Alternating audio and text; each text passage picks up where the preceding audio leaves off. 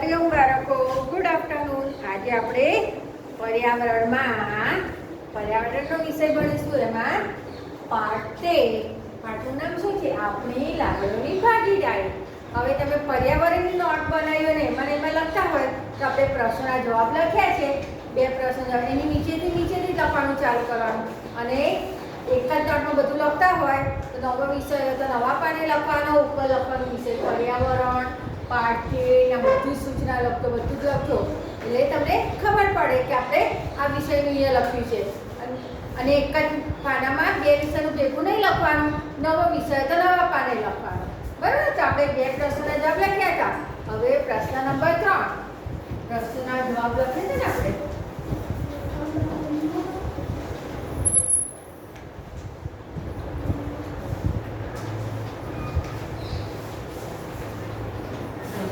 જવાબ લખો.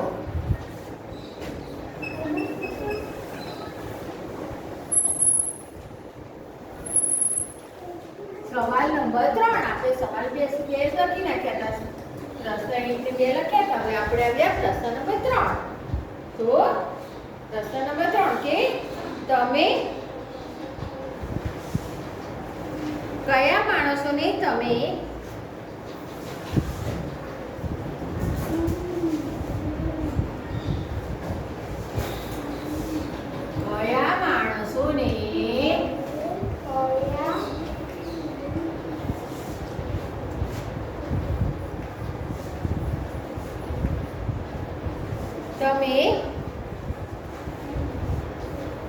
તેઓના ચાલવાના અવાજ દ્વારા ઓળખી શકો છો.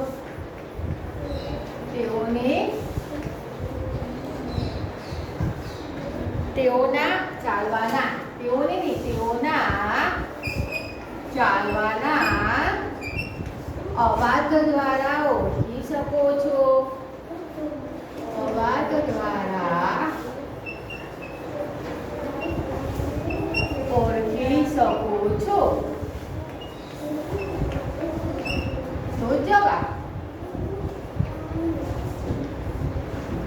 કે હું મારા ઘરના લોકોને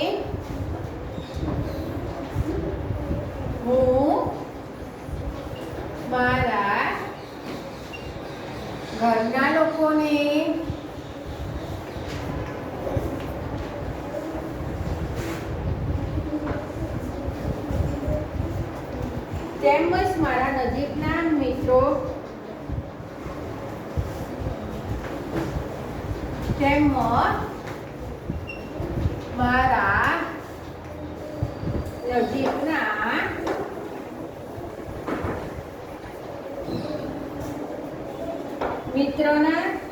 મિત્રને તેમના ચાલવાના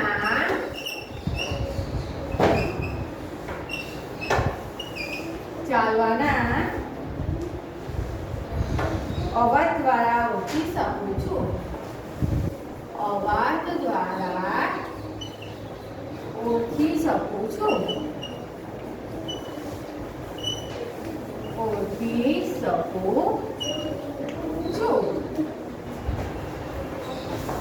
શું કહે છે? કયા માણસોને તમે તેઓના ચાલવાના અવાજ દ્વારા ઓળખી શકો છો?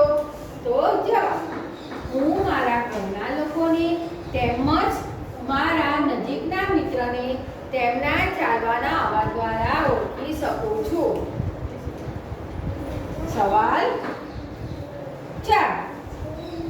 તમે સુગંધ દ્વારા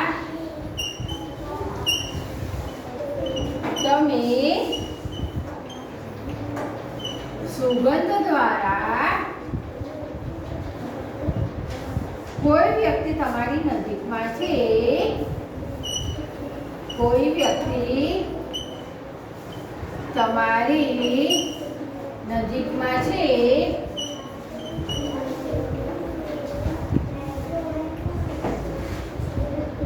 એ અનુમાન કરી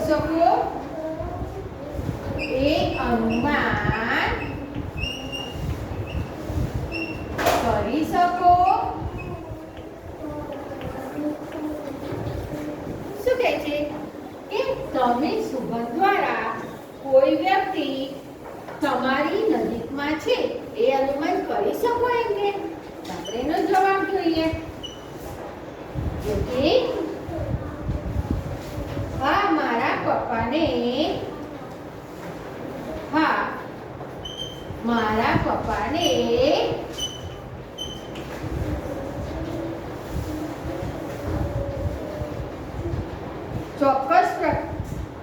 ચોક્કસ પ્રકારની સુગંધ ધરાવતું મારા પપ્પાને અને કાકાને ચોક્કસ પ્રકારની સુગંધ ધરાવતું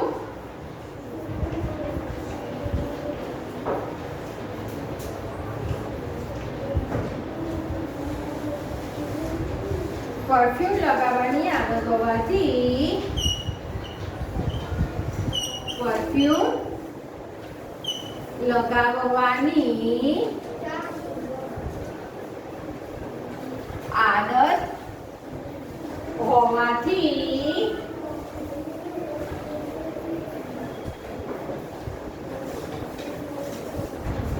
ફક્ત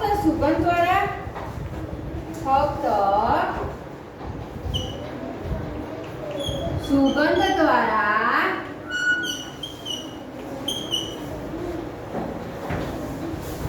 તેમની હાજરી અનુભવી શકાય છે.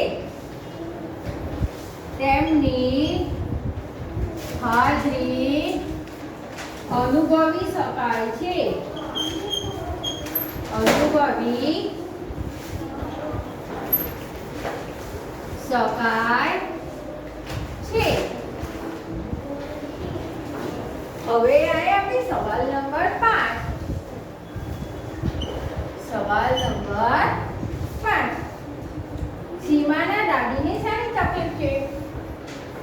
સીમાના દાદીને શાની તકલીફ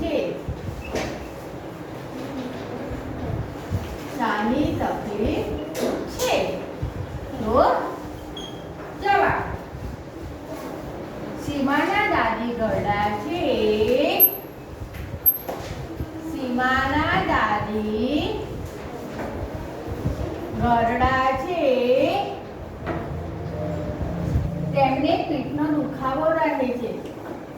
તેમને પીઠનો દુખાવો રહે છે. દુખાવો રહે છે. તેઓ ઉંમરના કારણે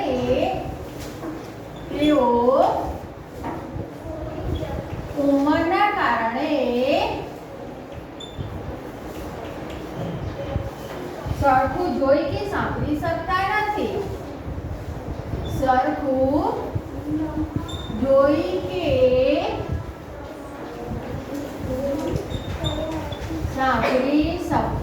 નથી. સવાલ નંબર 6. આજના બાળકો માટે દાદી શું કહે છે?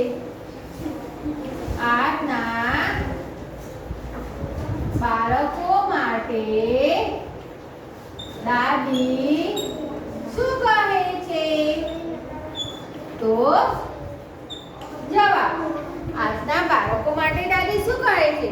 તો કે આજના બાળકો માટે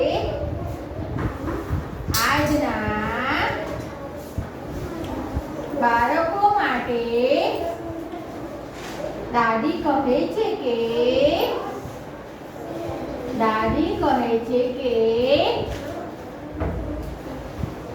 અત્યારે બાળકો જાણતા જ નથી કે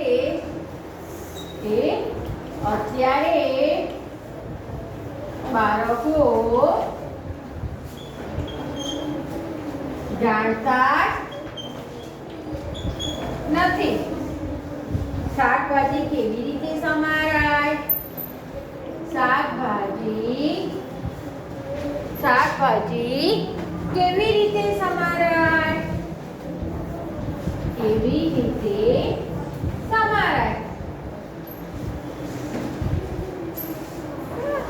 તો આપણે ફરી જોઈએ પ્રશ્ન નંબર 3.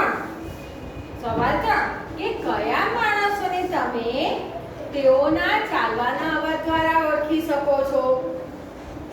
શું કહે છે? કયા માણસોને તમે તેઓના ચાલવાના અવાજ દ્વારા ઓળખી શકો છો? કે જવાબ હું મારા ઘરના લોકોને તેમજ મારા નજીકના મિત્રને તેમના ચાલવાના અવાજ દ્વારા ઓળખી શકું છું. શું કહે છે? હું મારા ઘરના લોકોને તેમજ મારા નજીકના મિત્રને તેમના ચાલવાના અવાજ દ્વારા ઓળખી શકું છું. સવાલ 4 તમે સુગંધ દ્વારા કોઈ વ્યક્તિ તમારી નજીકમાં છે એ અનુમાન કરી શકો? શું કહે છે?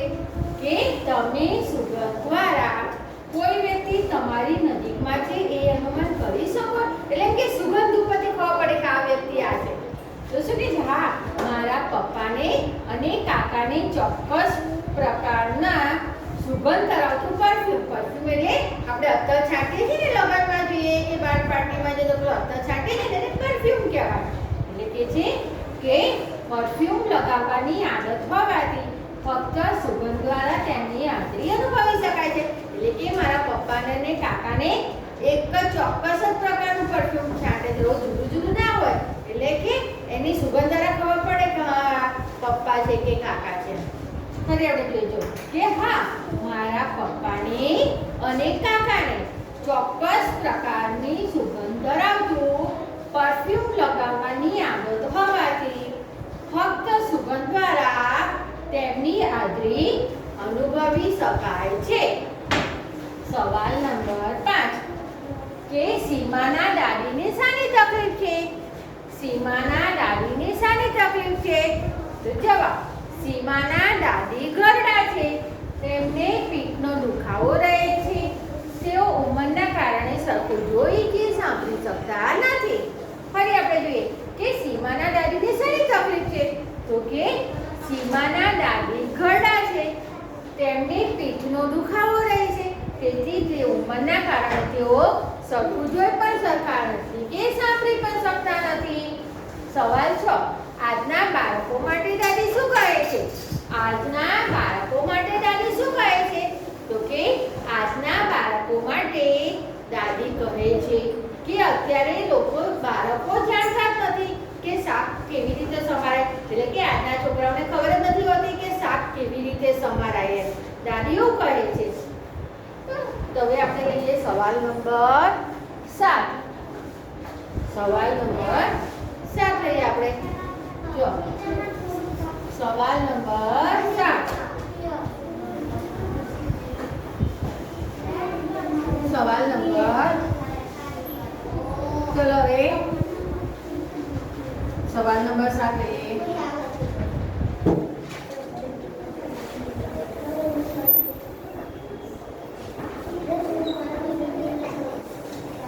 સવાલ 7 કે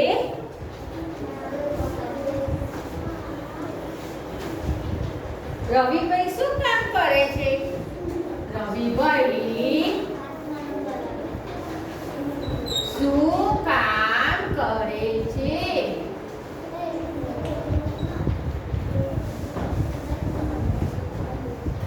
શું કહે છે સવાલમાં કે રવિભાઈ શું કામ કરે છે? તો જવાબ રવિભાઈ કોલેજમાં વિદ્યાર્થીઓને ભણાવે છે. કોલેજમાં વિદ્યાર્થીઓને ભણાવે છે.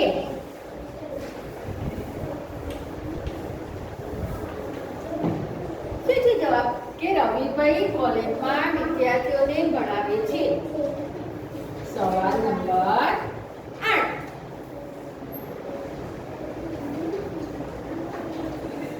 રવિભાઈને શું શોખ છે? રવિભાઈને શું શોખ છે? રવિભાઈને શું શોખ છે? તો જવાબ એટલે એમ કે રવિભાઈને કયા કયા શોખ છે, શું ગમે છે એમ જાણો છો. તો કે રવિભાઈને સંગીત સાંભળવાનું ખૂબ જ પસંદ છે. રવિભાઈને સંગીત સાંભળવાનું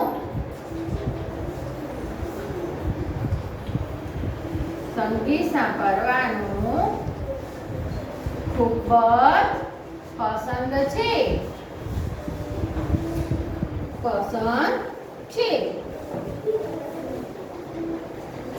તેઓ નાટકોમાં પણ ભાગ લે છે.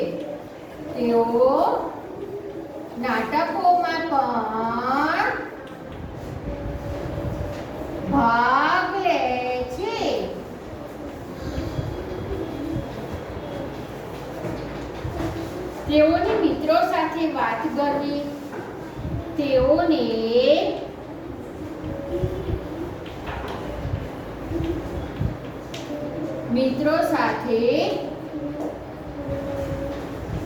વાત કરવી,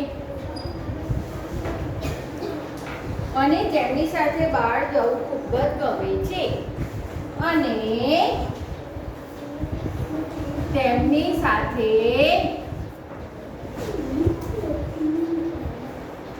બહાર જવું ખૂબ જ ગમે છે.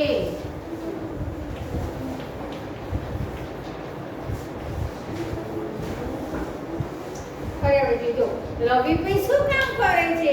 તો કે રવિભાઈ કોલેજમાં વિદ્યાર્થીઓને ભણાવે છે. સવાલ 8. રવિભાઈને શું શોખ છે, એટલે કે શું ગમે છે? તો કે રવિભાઈને સંગીત સાંભળવાનું ખૂબ જ પસંદ છે. તેઓ નાટકોમાં પણ ભાગ લે છે. તેઓને મિત્રો સાથે વાત કરવી અને તેમની સાથે બહાર જવું ખૂબ જ ગમે છે. હવે આપણે આવ્યા સવાલ નંબર 9. સવાલ નંબર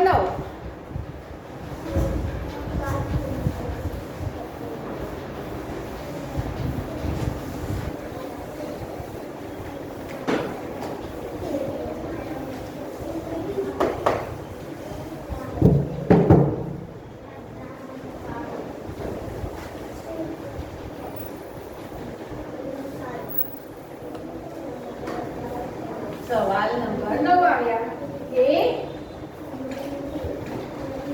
રવિભાઈ ક્યારે ગુસ્સે થઈ જાય છે? રવિભાઈ ક્યારે ગુસ્સે થઈ જાય છે?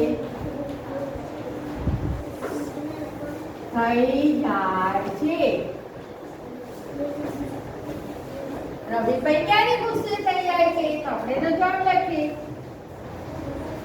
રવિભાઈને બધા કામ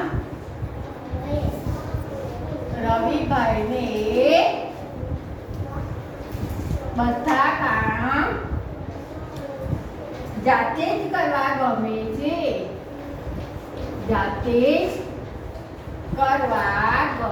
છે.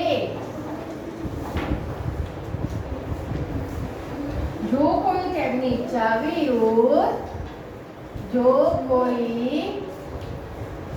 તેમની ઈચ્છા વિરુદ્ધ તેમને મદદ કરે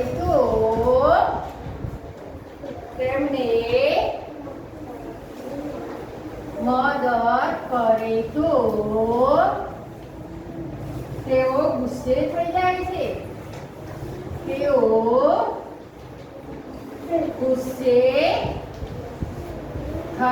જાય છે.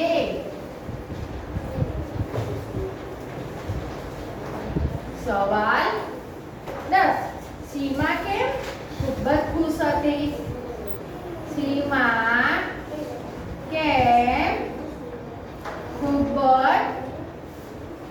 ખુશ હતી? તો જવાબ સીમા ફૂટબોલની ટીમમાં પસંદ થઈ હોવાથી ટીમમાં પસંદ થઈ હોવાથી તે ખૂબ જ ખુશ હતી. ફરી આપણે જોઈએ જો સવાલ નંબર 7. રવિભાઈ શું કામ કરે છે? રવિભાઈ શું કામ કરે છે? ઓકે, રવિભાઈ કોલેજમાં વિદ્યાર્થીઓને ભણાવે છે.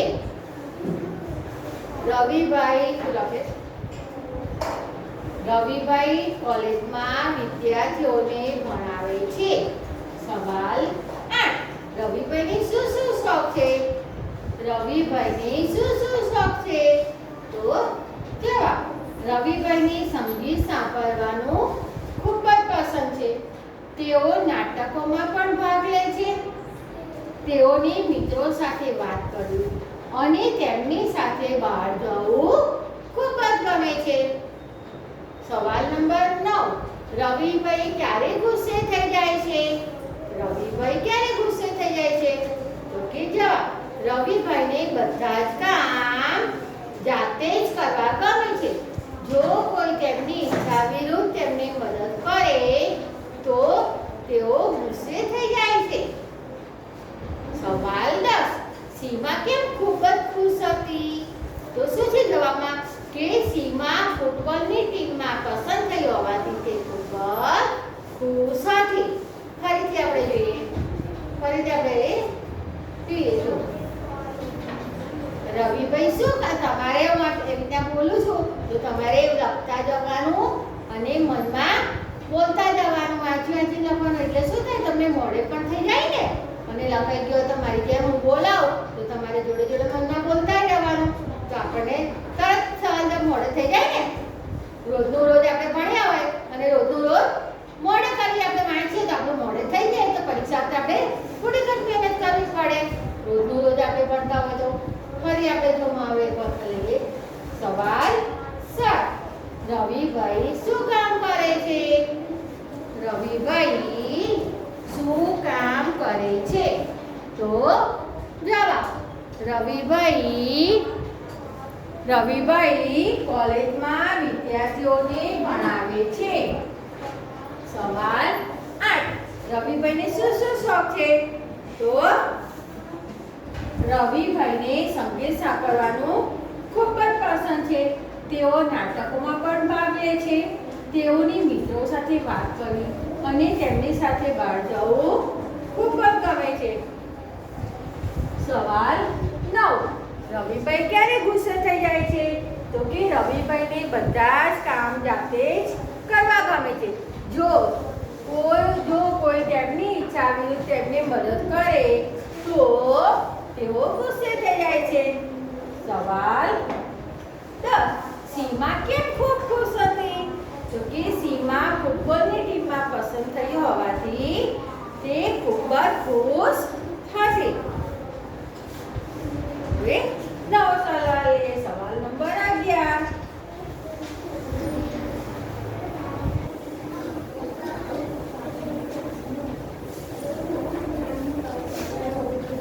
સવાલ નંબર 11.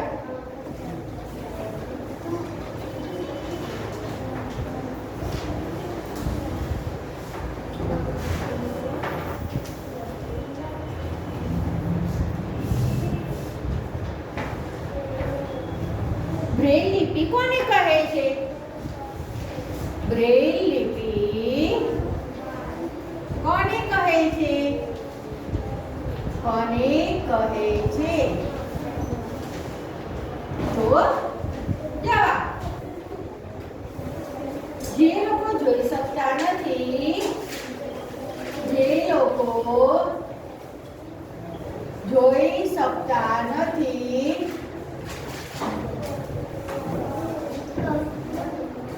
તેમને માટે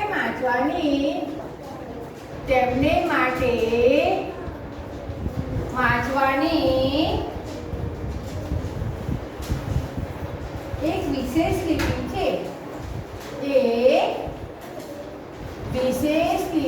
છે. તેને બ્રેઇલ લિપિ કહે કહે છે? તેને બ્રેઇલ લિપિ કહે છે. સવાલ નંબર 12. પ્રજ્ઞાચક્ષુ વ્યક્તિ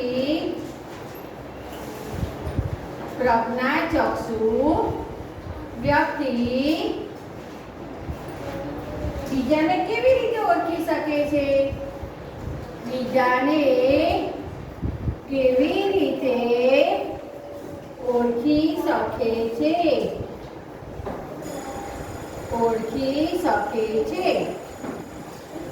તો જવાબ: પ્રજ્ઞાચક્ષુ વ્યક્તિ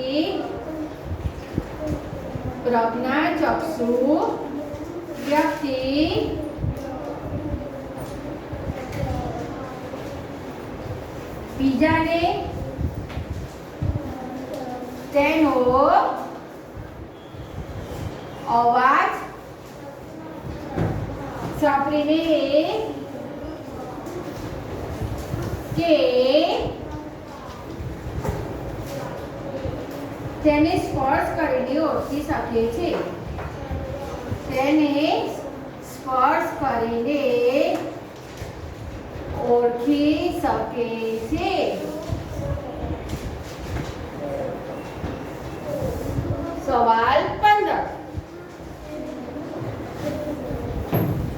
સવાલ 15.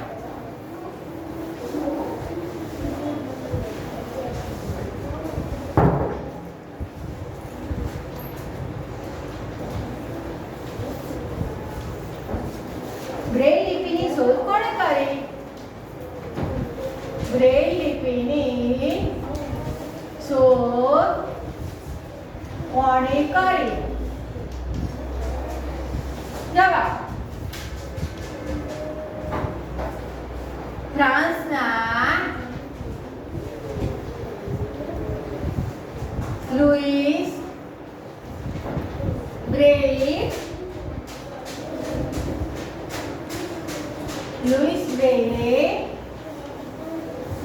બ્રેઇલ લિપિની શોધ કરી.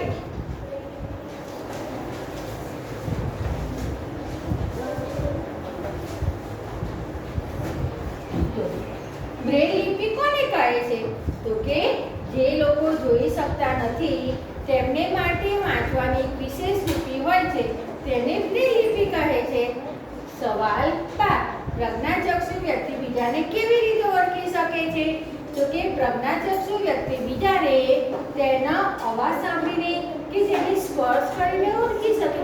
સ્પર્શ કરવો એટલે કાર્ડ આપવો. સવાલ 15. બ્રેઇલ લિપિની શોધ કોણે કરી? તો જવાબ: ફ્રાન્સના લુઈસ બ્રેઇલે બ્રેઇલ લિપિની શોધ કરી. તો આપણે અહીંયા પાર્ટ 13 ના પ્રશ્નોના જવાબ લખ્યા, બાકીનો આપણે